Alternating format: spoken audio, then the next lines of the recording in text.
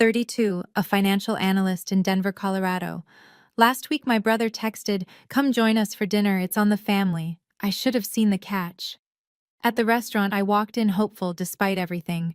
The table was buzzing, my family laughing, glasses clinking. The waiter handed me a menu marked "Guest Discount Drinks Only." I froze. My dad leaned close, muttering, "You're not on the list." My brother smirked, avoiding my eyes. Something snapped. I smiled tightly, said, "I'll take your best cocktail and a bottle of champagne." The waiter blinked but wrote it down. I slid the order to their tab. Minutes later, the bill landed. My mom's voice sliced through the noise. "Who ordered a $300 champagne?" I stood, dropped my napkin, and walked out, their murmurs trailing me. That night was just the spark of something bigger, something they'd regret starting. If you've ever been blindsided by those closest to you, smash that subscribe button and stay with me. This story's about to unravel a tangle of secrets you won't see coming. That dinner wasn't the first time my family let me down. I've spent years caught in their cycle of demands, always hoping they'd see me as more than a solution to their problems. It started small, but it never stayed that way. My brother Corey couldn't keep up with his rent. $800 one month, $1,200 the next. I sent the money believing he'd find his footing. He didn't. Over 2 years, I gave him $12,000 each, transfer, a silent plea for him to take responsibility. He'd just text, "Can you help me out again?" like it was nothing. My mom Karen leaned on me after a surgery went south. Her hospital bills hit $4,000. I paid them thinking she'd be grateful. Instead, she called weeks later, voice heavy, "We're barely getting by. You're our only hope." I sent 3,000 more, waiting for a sign she valued me. It never came. My dad Roger was no different. His truck was a constant drain, $2,500 for a new radiator, $1,000 for brakes. I covered it, hoping he'd stand on his own. He didn't. He'd say, "You've got it good, don't you?" As if my hard work was his to claim. My younger sister Shannon asked less often. Once she needed $500 for a work crisis. I sent it expecting a real thank you. She sent a quick text and went quiet. I kept track: 7,000 to my mom, 3,500 to my dad, 1,500 to my sister. Every dollar weighed on me, a reminder of their expectations. I wasn't just helping, I was their crutch. The worst part wasn't the money. It was how they acted, like I owed it. Corey's casual, "You're the successful one," cut deep.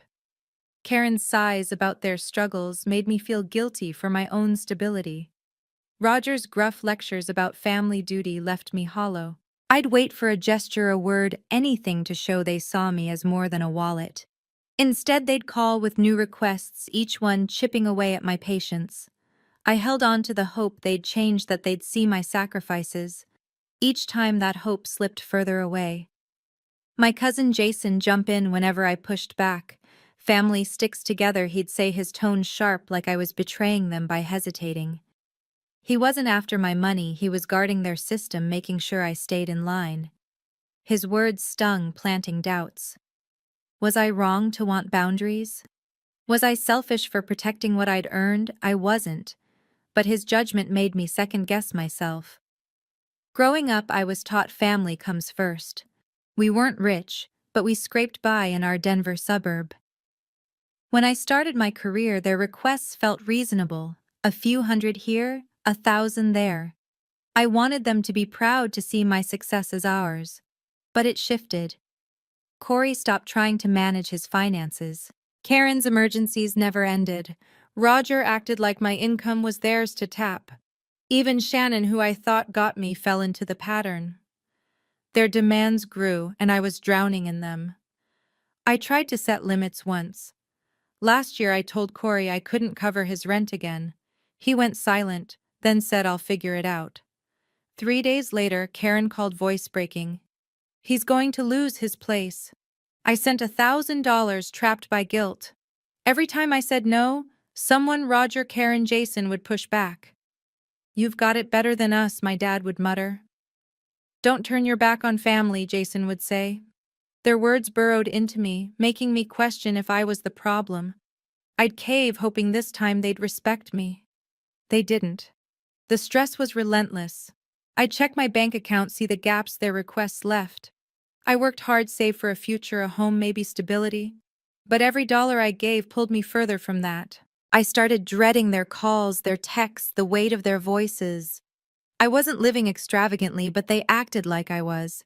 My nights grew restless, my patience thin. I kept believing in family, in their promises. Corey's "I'll pay you back," Karen's "this is the last time," Rogers "will make it work." All empty. By the time my brother sent that dinner invite, I was worn out. I wanted to believe it was a chance to feel like family again, not just their fallback. But deep down, I knew their pattern. That night wasn't just a meal, it was the start of seeing them clearly, of realizing I couldn't keep carrying their weight. The night of the dinner, I drove to the restaurant with a flicker of hope. Maybe this time my family would show they cared. I pulled up to a sleek Denver steakhouse, its glow promising something special. Inside, the hostess led me to a corner table where my family, my brother, my cousin, my mom, and my dad sat laughing, glasses raised. Their plates were piled high with steak and lobster wine flowing freely. I smiled, expecting a warm welcome. Instead, the waiter handed me a slim menu labeled "Drinks Only." I froze, my smile fading. "What's this?" I asked, holding up the menu. Roger leaned over, his voice low but sharp. "You're not on the meal plan, Krista." Corey smirked, slicing into his steak. Jason let out a chuckle, avoiding my eyes. Karen didn't look up, just sipped her wine. My chest tightened. They'd invited me to their feast but left me out like I was an afterthought. I scanned their faces, searching for a hint of guilt. There was none, just smug satisfaction. I could have walked away then, but something snapped. I wasn't their doormat anymore. I caught the waiter's eye and said, "Bring me your best cocktail and a bottle of champagne, the $300 one." He hesitated, glancing at the table. I leaned in, voice steady. "Put it on their tab." The waiter nodded and left. I sat back, sipping my water, watching them squirm. Their laughter died, replaced by awkward glances. Good. Let them feel it. The champagne arrived, sparkling in its chilled bottle. I poured a glass, raised it slightly, and said, "To family." My tone dripped with edge. Karen forced a smile, but Roger's jaw clenched. Corey muttered something under his breath, and Jason shot him a look. They dug into their food, but the mood had shifted. I didn't touch the cocktail or champagne, I didn't need to. This wasn't about drinking, it was about making a point. For years I'd carried their burdens, and they'd repaid me with this, a public snub, a menu that screamed I didn't belong. Half an hour later, the bill landed. The waiter set it in front of Roger, who opened it and froze. Karen peeked over, her eyes widening. "Who ordered a $300 champagne?" she snapped, her voice cutting through the restaurant's hum. Every head at the table turned to me. I stood, tossed my napkin on the chair, and said, "You invited me, didn't you?" Corey's face reddened. Jason started to speak, but I cut him off. "Save it." I walked out, their stunned silence trailing behind me. The cool night air hit my face, but my pulse was racing. As I reached my car, the weight of their betrayal settled in. They hadn't just left me off the meal plan, they'd planned it, laughing while I played the fool. Roger's words, Corey's smirk, Jason's chuckle, Karen's silence. They'd orchestrated this to remind me of my place. I'd spent years giving them everything, hoping for respect. Instead, they'd humiliated me, treating me like an outsider at their table. The sting was sharp, but it wasn't new. It was just louder, clearer, impossible to ignore. I slid into my driver's seat, gripping the wheel. My phone buzzed, probably Karen or Corey with some excuse. I didn't check. I was done swallowing their lies. That night wasn't just a dinner gone wrong. It was a breaking point. I'd let them walk over me for too long, but no more. I wasn't their bank, their backup, their punching bag. They thought they could dismiss me, mock me, and I'd keep coming back. They were wrong. As I drove away, one thought burned clear: I'd never let them make me feel small again. 2 days later, my family showed up at my apartment unannounced. The doorbell buzzed, and there they were, my brother, my mom, and my dad, crowded in my hallway. Their faces were tight eyes, narrowed. I let them in my stomach, nodding. I knew why they were here, the $300 champagne I'd stuck them with at the restaurant. They weren't here to apologize. They were here to attack. Corey spoke first, his voice sharp. What was that stunt with the champagne?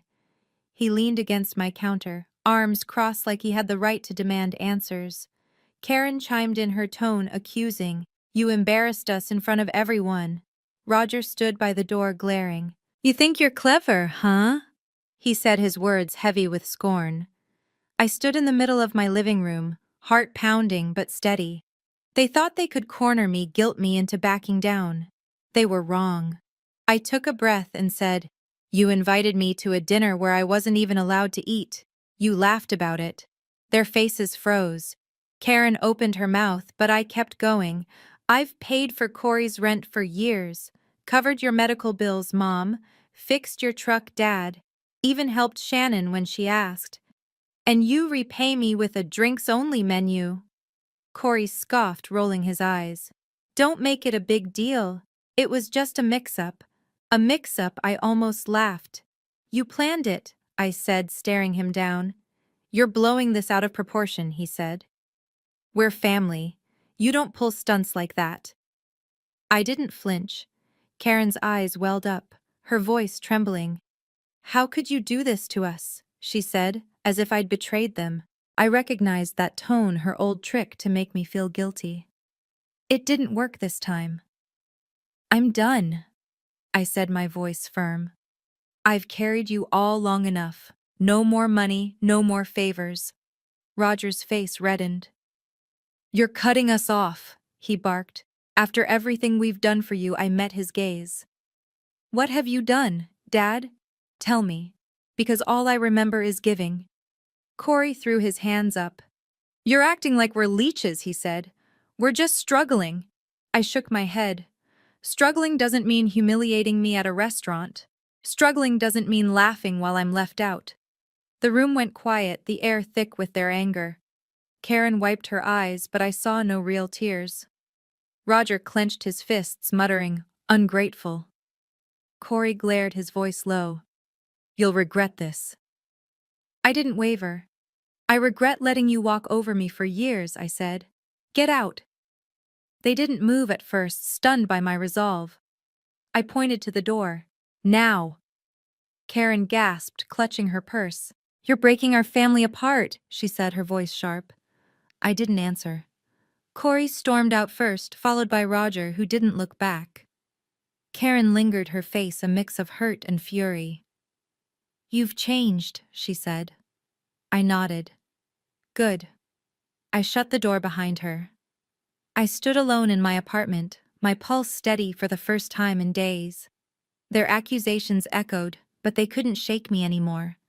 I'd spent years giving them everything, money, time, patience, only to be mocked and dismissed. Now they'd come to my home demanding I bend again. They thought I'd cave like always. But I wasn't that person anymore. I'd drawn my line and I wasn't stepping back. A week after the confrontation, my inbox pinged with an email from my mom. I stared at the subject line, "We need to talk." My gut told me it wasn't an apology. I opened it, and Karen's words hit like a slap. You've been hiding a savings fund from us, Krista. That money could help your family. Share it or you're no daughter of mine. My blood ran cold. That fund was my private lifeline, years of late nights at my Denver office saved for a new apartment. I'd never told anyone in the family. How did she know I reread the email, my hands shaking?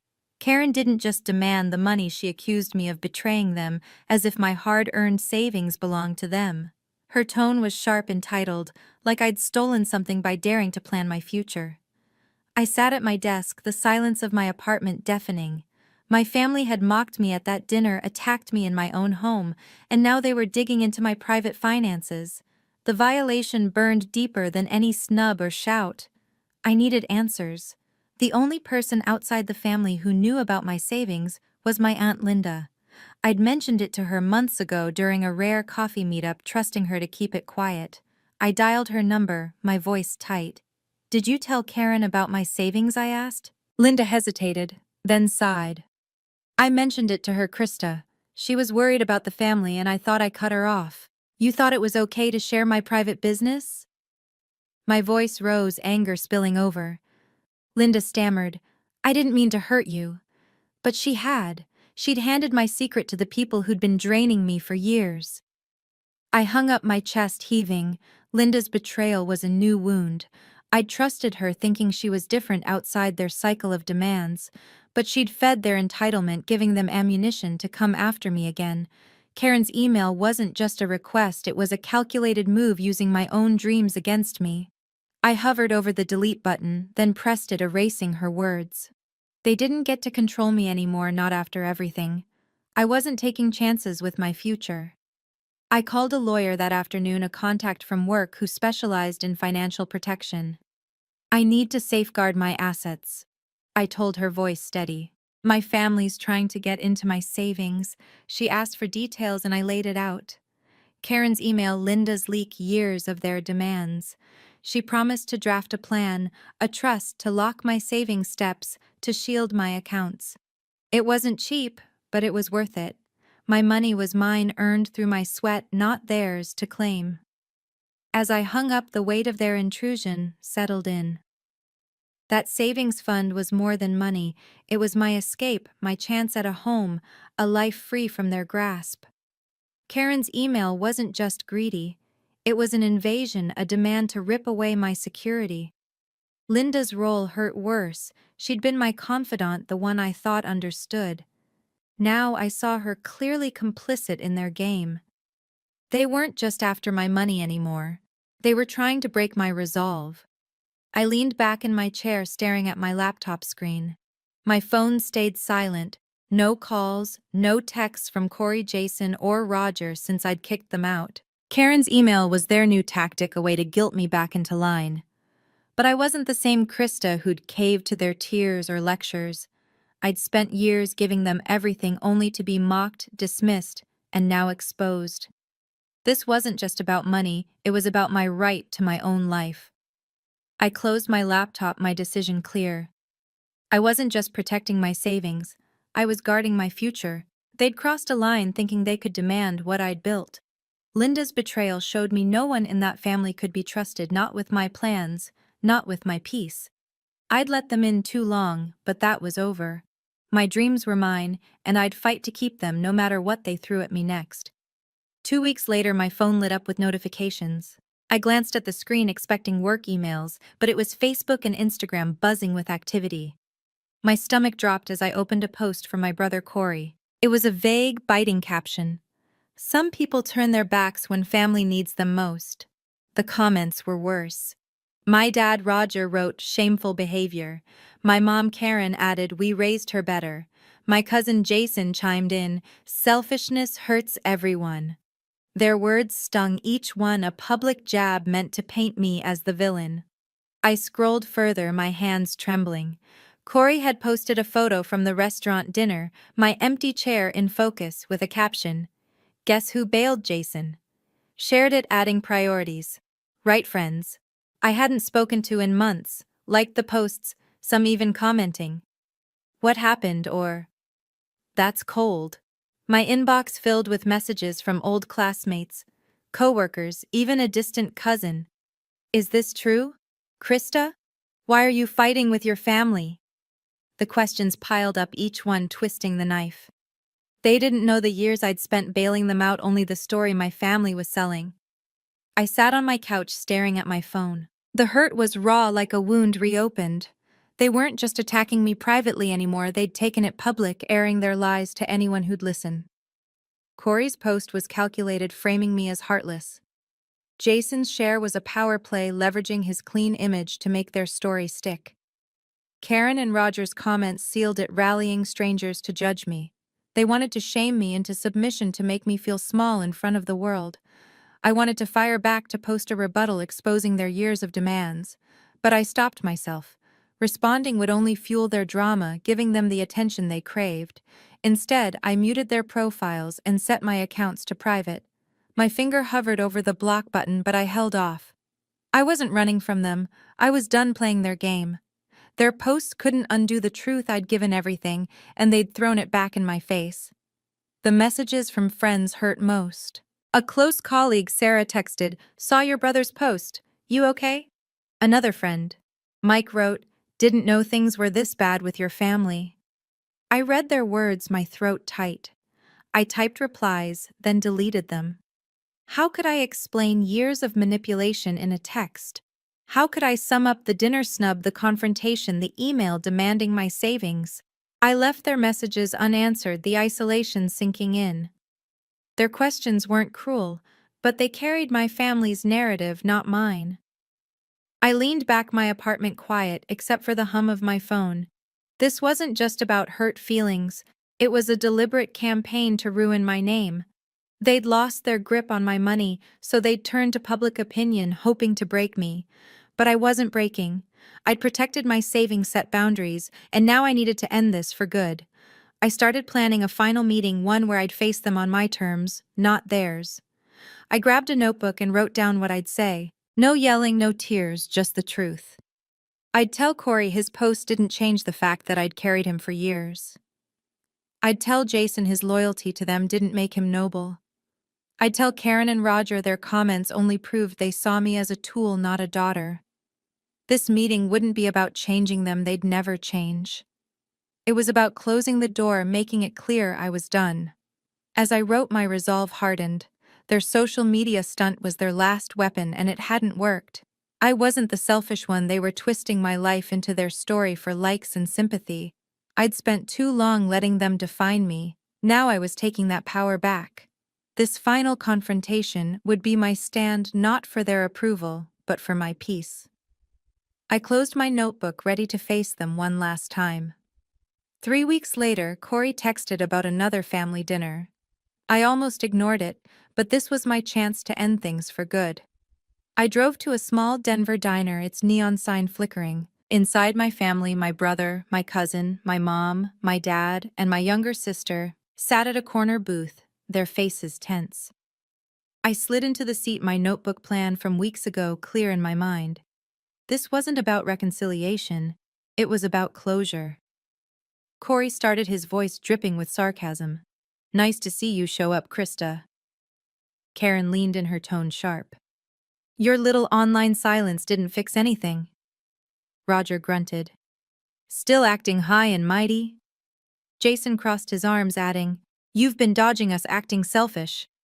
Even Shannon, usually quiet, muttered, "You've changed." Their words were a coordinated hit meant to guilt me back into their fold. I let them talk, my hands steady on the table. When they paused, I spoke, voice calm but firm. "You call me selfish, but let's talk truth. I paid your rent, Corey, while you bought gadgets. I covered your medical bills. Mom, only for you to demand my savings. I fixed your truck, Dad, and got demands in return. Even you, Shannon, took my help and gave nothing back." Their faces tightened, but I kept going. "You mocked me at a dinner, attacked me in my home, and smeared me online. That's not family. That's using me." Karen's eyes narrowed. "You're twisting everything she said," Corey scoffed. "You're just mad we called you out." Jason leaned forward, voice low. "You're tearing us apart, Krista." Roger slammed his hand on the table. "You owe us respect." I didn't flinch. "Respect," I said. "I gave you everything, money, time, my trust. You gave me lies and insults." Shannon looked down, silent, but the rest glared, their manipulation laid bare. I stood, my voice unwavering. "I'm done being your bank, your punching bag, your scapegoat. This ends now." Karen gasped. "You can't walk away from family." I met her eyes. "You walked away from me first." I tossed a $20 bill on the table for the tip, my final gesture, and walked out. Their voices rose behind me, but I didn't look back. The diner door swung shut, and I felt a weight lift. I blocked their numbers in my car, cutting them off for good. 5 months later, I was in my new apartment, a cozy place I'd bought with my protected savings. My life was quiet, free from their demands. I'd heard through a mutual friend about the fallout. Corey was facing financial difficulties, unable to lean on me for rent. His social media rants turned friends away, leaving him isolated. Jason's reputation took a hit when colleagues saw through his family man act after his posts about me surfaced. Karen and Roger's house was falling apart, repairs piling up without my help. They'd stopped hosting their lavish dinners, their pride dented. Shannon, though, had moved out, found a job, and started standing on her own. I was glad for her, but it didn't change my choice. I sat in my apartment, sunlight streaming through the window, and reflected on what I'd learned. Family isn't a free pass to take without giving. Their manipulation, guilt trips, public shaming demands on my savings showed they valued my money over me.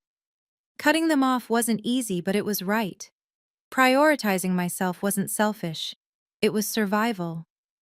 I'd spent years trying to please them only to lose pieces of myself. Now I was whole, building a life on my terms. To everyone who's followed this story, thank you for listening. Toxic relationships, even with family, can drain you, but you have the power to walk away. Choose yourself, set boundaries, and don't let guilt hold you back. I'd love to hear your thoughts. What would you have done in my place? Share below, and let's keep this conversation going.